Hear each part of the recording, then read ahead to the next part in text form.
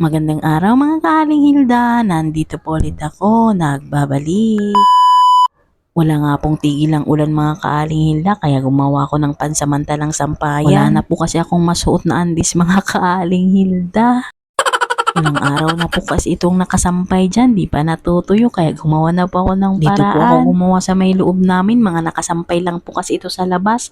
Natatalsikan po ng ulan. Magkatapos ko naman po gumawa ng sampayan mga kaaling Hilda, ininit ko naman po itong aalmusalin ko. Champurado po ito, niluto ko kagabi. Ang sarap po kasi magluto ng champurado pag tag-ulan mga kaaling Champurado Hilda. Po ito mga kaaling Hilda, mukha lang pong biko.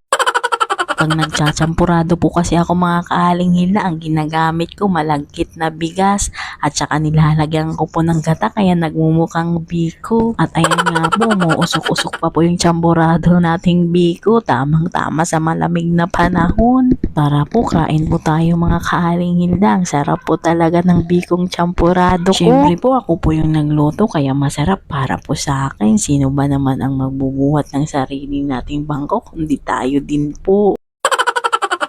At ito, mayroon po tayong pritong Gigi dito mga kaaling Hilda. Ipapartner po natin sa ating champurado. Bagay din po itong ipartner dito. Sana all bagay.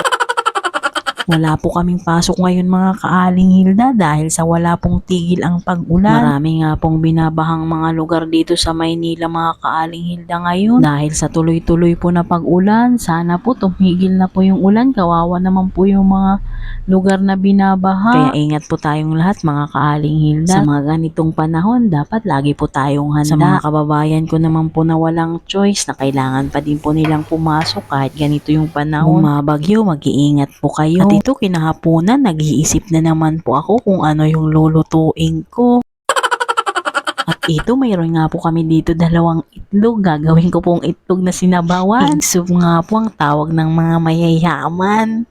Sa ating namang mahihirap, itlog na sinabawan ang tawag. At ayan na nga po, binasag ko na po yung dalawang itlog dyan. At pagkatapos, minikos-mikos ko na rin. Pagkatapos ko naman pong minikos-mikos, nilagay ko na dito sa kawali. Pagkatapos naman po nun, nilagyan ko agad ng tubig. At unti nga lang po yung tubig na nilagay ko, kaya dinagdagan ko pa. Pagkatapos naman, tinakpan ko po muna. Pagkakulo naman, nilagyan ko ng unting sutanghon para mas malasa naman po itong sinabawan nating itlog.